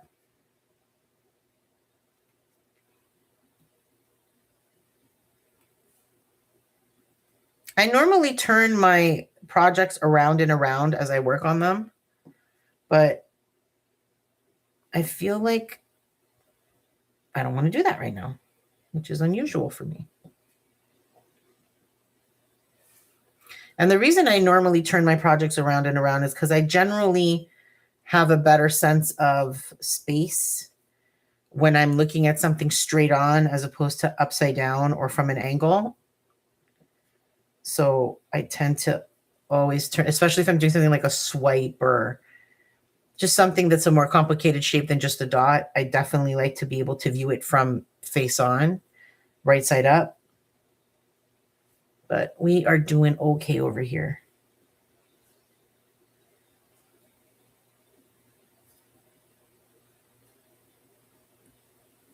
Oh, you're a really small dot. Why are you so small, bro? There you go. So you saw that that dot was too small. What did I do? I got more paint on my dotting tool. I went back and I dotted right over top of it. Okay, so we've got 2 rows on that. I think that's good. I don't want to do any more than that. I think it's going to start looking faker because this looks very realistic at this point, really. I mean, you can't convince me otherwise. So we've got our clouds, we've got our bird, we've got the sun. So we've got the waves. Now it's time to fill in the sand. So I am going to find the hat for you. Thank you. Merci. And I think what we're going to do, I'm going to use the original color. So this is this color plus white. So we're going to just use this original color to make that darker dot. Hopefully it won't be too dark, but I think it should be okay. All right. I think I'm going to mimic that shoreline again, as I mentioned before. So let's go ahead and do that. I'm going to turn you this way. And we're going to use the 2.0 millimeter. So let's see how we do here. I got a bubble on my very first dot. That is, I mean, it's not starting off well. It popped itself though, so that's a step in the right direction. Actually, let's talk a little bit about bubbles, because as I mentioned earlier, when I am, again, I'm too high. When you're mixing a custom color and you stir a little too aggressively, you're going to introduce bubbles into your custom paint. So I deal with bubbles all the time because I'm an aggressive stirrer. So just pop your bubbles. It's very important that you do that and you don't let them pop on their own. Like in this case, it popped on its own very quickly, so that's fine.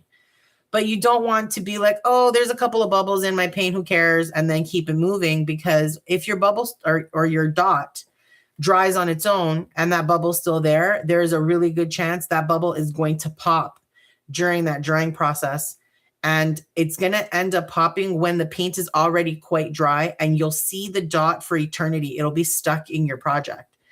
I've done this before. It's frustrating, and it's the reason why I bring it up in every dot painting project that I do, because anytime I've done something that I've made a mistake on, I try to always bring it up in a dot painting live stream or videos, partly because I want you to know about it since I've already dealt with it. Now you can avoid it. And partly because I'm in my late 40s and I forget. So I have to remind myself not to do stuff. And so there you go. A little bit of you being reminded, a little bit of me being reminded. This is a very thick paint. So much so that I got 3 dots in a row that are roughly the same size without having to refill my dotting tool, because there's a lot of paint holding on to this dotting tool right now. It's very thick. Actually, this is probably the best paint I've used so far in terms of consistency for dot painting.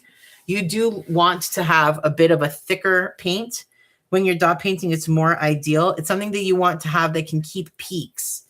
I don't know if you can see that, but when I pull the paint up, that peak stays in place a little bit. It stays in place on my dotting tool as well. That makes this a really prime type of consistency for dot painting. And it's highly unusual that you'll find that on these craft paints from the dollar store. As I mentioned earlier, if you're looking for something like that, I would recommend going to like a craft store and getting something that is a thicker bodied paint. And then also getting like a medium that you can mix into it to thin it out to the desired amount of, you know, oomph that you want, I guess. I've actually seen some creators online that create dot paintings with puffy dots. So they are much, much bigger than these. Like once these dry, they flatten out. But when you touch them, and obviously you can see there is that texture because of the dot itself. If you were to run your hand over it, you would feel it as well. But these artists use a medium to make their paint stay in that really poofy state, and they create big puffs from them. They're beautiful. They're great to work with because they don't run. They don't mash into each other and become bubble. But what do I call those? Blob dots. Geez, that took me a minute. So it's definitely something fun, and I'd be willing to try it. I just never have because I like this traditional form of dot painting. I find it soothing. Are we good with just one line, do you think? Or should I do 2 lines solid and then just do, I think just 1 line is fine. I think we should just do an explosion of dots now. What do you think? Or should I do 1 more line? Actually, I'm torn. You know, I think I will do 1 more line, and then I'm going to do the explosion of dots. So we're going to do the same thing we've done on other ones, which is making sure to dot between the dots from the line before. And I'm going to take a quick sip of water, because it is rare that I am silent during a live stream.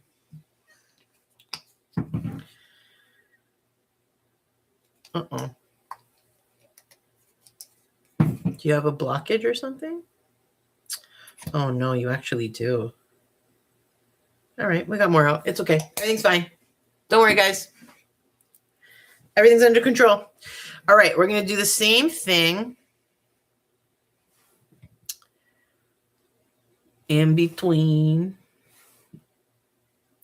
Yeah, this is a really thick paint. Am I between the dots? I don't feel like I am. Okay, now I am. Yeah, it's great because it really doesn't move, you know?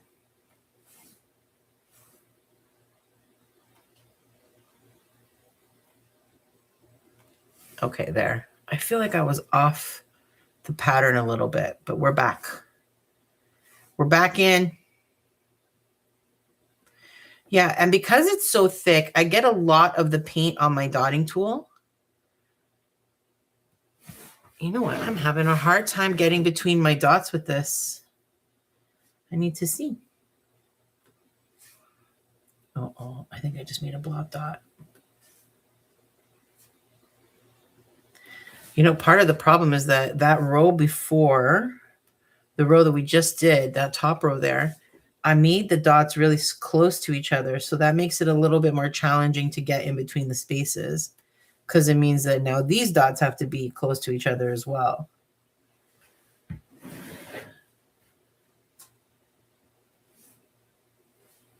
Wow, what a treat to dot paint with a paint that has like a really good consistency for dot painting. It's really so rare. I always just work around the paints that I have. Now, you don't have to do that, of course. There's lots of different mediums that you can add to your paint to get different consistencies. And I would definitely look that up online if you're interested in doing that, because you'll learn a lot. There's some really talented people out there that have perfected a lot of these things. So they'll be able to tell you what to mix in and how much. I can't think of anybody off the top of my head, but there are a lot of great dot painting artists out there that would be able to do that. I just don't really care enough to do it, frankly. I just work around the consistency of paint that I'm working with. If the paint is runny, then I adjust accordingly. And what does that mean? It just means I'm not going to put my dots really close to each other because I know they could touch and blend. I probably won't use that paint on a curved surface. Or maybe if it's too runny altogether, then it's not a dot painting paint. It's something that I would use for maybe mixing colors or painting backgrounds or stuff like that. I've definitely had paints like that I consider too thin. And I just write thin across the lid and adjust which projects I use it on.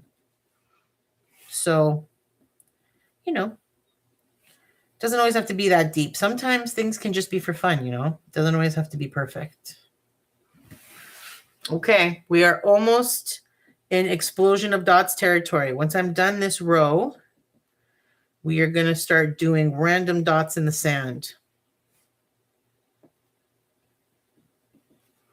That's great. Okay, here we go. This way or this way? I think it's easier this way. I'm more careful for some reason. I'm going to get lots on my dotting tool. Actually, I'm going to go up in size. I'm going to use my 3mm dotting tool so we can cover a little bit more real estate more quickly. So the 3mm, lots of paint, and then we just randomly dot any which way Oh, did you see that? There was a chunk of something in the paint and it made that like a big blob. This is something I would not leave, so I'm going to pick that up with my Q-tip. When you're trying to make a quick clean,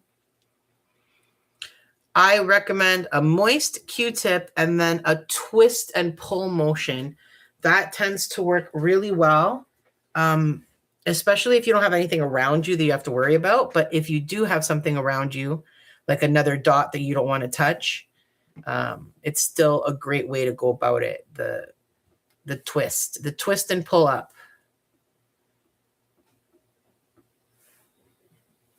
So like earlier, we are not going to come back and do a second. So I'm going to try to fill these in as much as I can without creating blob dots. And we're going to call that a day as opposed to filling it in like with little miniature dots, because we've got that background color that's so similar that it's really making it unnecessary. Usually when I make a background where I want to use those really small micro dots to fill in the color, it's because the background color is a completely different color than what we're doing.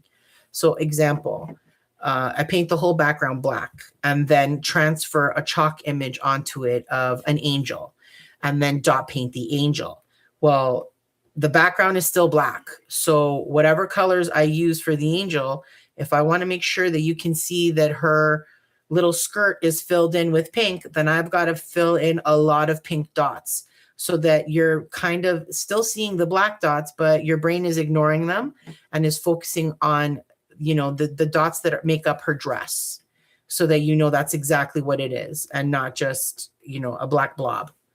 So that's usually why I do so many passes when I'm doing projects like that, because you really want to fill in that background to get a good sense of what we're looking at. But I think it's pretty safe to say you can tell that this is sand. So we don't have to go into that much. We don't have to make that much effort to make it visible to the viewer what we're doing. It's obvious because the background color is in sync with the actual item itself.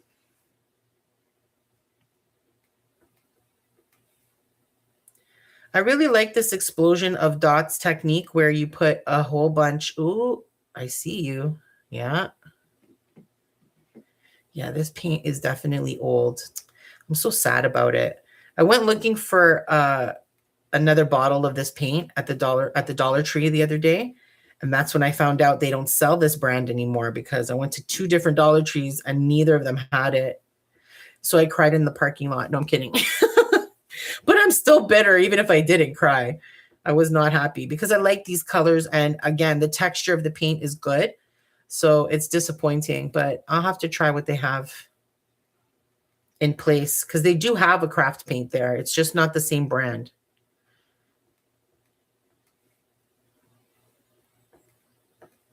Oh, that was a big messy.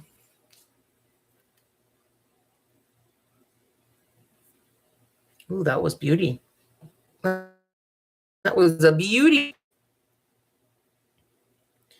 So some paint splatter dots in this sand section over here where I was dot painting with the blue and it got away from me.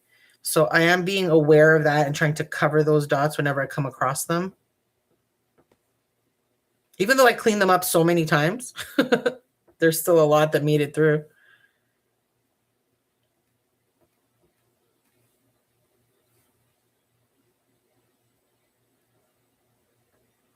Yeah, I think I started saying this and I didn't finish, but one of the reasons I really like this explosion of dots technique is because it gives you an added element of texture that you don't really have with other techniques. And what I mean by that is because you're doing so many different size dots in one spot, it really does visually make a texture out of it. And then when you touch it, all the more so. So I really like this for that purpose. It gives you an additional layer, you know? You know what I mean, Jelly Bean? Haven't said that in a long time. I also want to try to make sure that I don't have too many small dots near each other or too many big dots near each other. While they can be close, I don't want to have like 3 big dots right side by side. And if possible, not like 3 small dots side by side either. Sometimes you can't get away from it, but whenever possible, you really want to make that mixture kind of happen. So we are coming up on the end of this project. Once we fill in the rest of this sand, we're basically done. I mean, unless there's something you want to correct or add or extend, but I feel like I have accomplished my goal today, which was to make a dot painting piece that when you look at it, you say, oh, that's the ocean. That's the beach. That's all I wanted. Whether you think it's a beautiful ocean or beach, whether you think my sand is ugly, all of those things are up to you. But if I accomplished my goal and you can say, oh, that's a beach scene, then I did what I was supposed to do today. And then we are going to use this on a wreath next Saturday at 2 p.m. Eastern Standard Time. So this is Beach Week here at the IHC Craft Room. So today we're doing this. And on Thursday at 7 p.m. Eastern Standard Time, I'm going to be making a 9-ounce beach-themed soy candle. I'm really excited about it. I haven't made a beach-themed candle before. You're going to notice that I say that a lot on this channel because I actually do that on purpose. I really do try to do things for the first time with you. I try not to practice ahead of time or get good at something. I'd rather do it live for the first time and learn from it. And then the next time I do it, I'll get better at it. I just actually recently had that happen with whipped wax. On Thursday of last week, or this week that just passed, I did a, I have to fix this, hold on.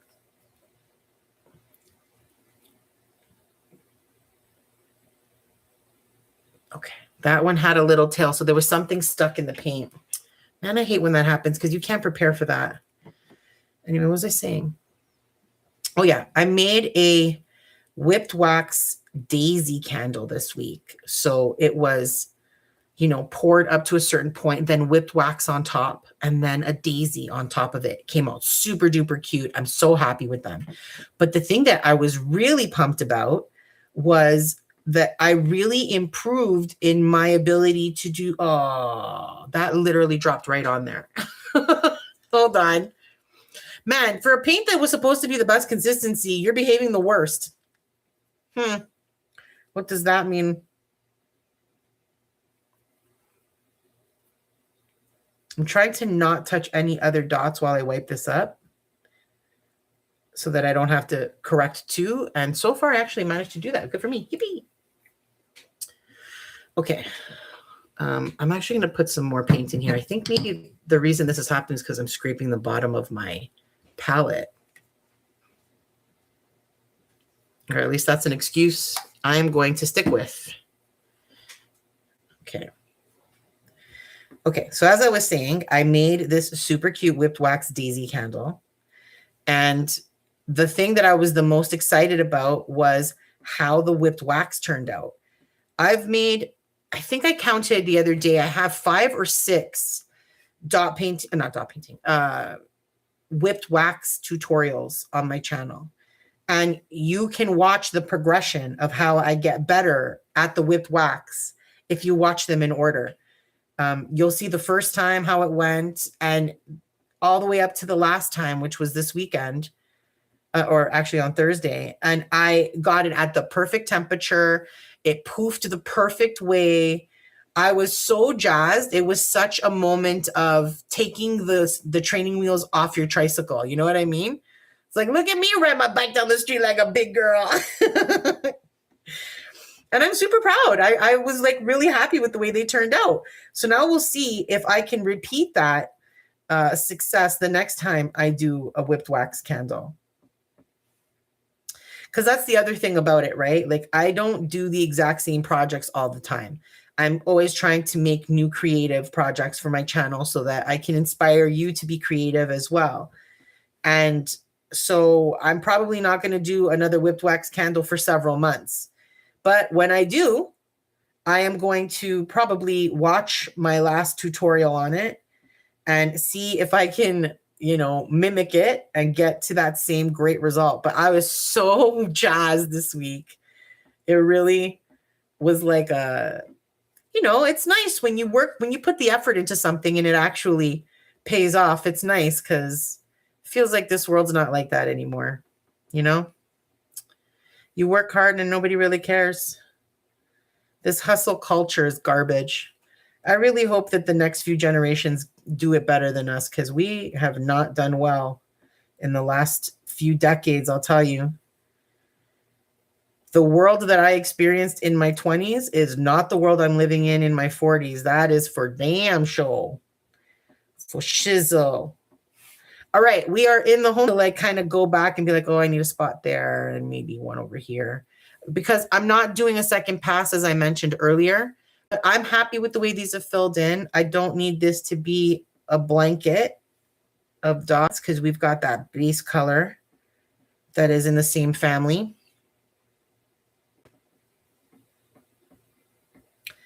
Okay, one last dot. Are you ready? Boop, boop, boop, boop, boop, boop, boop, boop, boop. Done. Done. We did it. Are you ready for the final reveal? Let's get all this crap out of here. Beep, beep, beep, beep, beep, beep, beep, beep, beep, beep, beep, beep, beep, beep, beep. What do you think? I think that came out pretty good for my first beachscape. I'm very pleased. I hope you enjoyed making this with me. I had a blast making it. I'm going to be using this as a decorative sign on a wreath that I'm going to make next Saturday at 2 p.m. Eastern Standard Time. It's going to be a big, gorgeous themed beach wreath. Oh my God, say that one more time, Mary. You can do this. A gorgeous beach themed wreath with big, gorgeous ruffles made of burlap and this beautiful sign in the center. And then we're going to put some seashells. It's going to be gorgeous. And so let's talk about next steps real quick before we wrap up for the day, because we are almost at the 2-hour mark. So let's start with where we began. We began with these 10-inch wood boards from the dollar store, painted a coat of chalk paint on the base of it to make sure we got vibrant colors. And then we started with a mixture of this tropical blue and white to make our sky color. Then we added a little bit of this peacock blue into the equation. And we used the original tropical blue to make the horizon line. We used that peacock blue in the middle mixed in with that.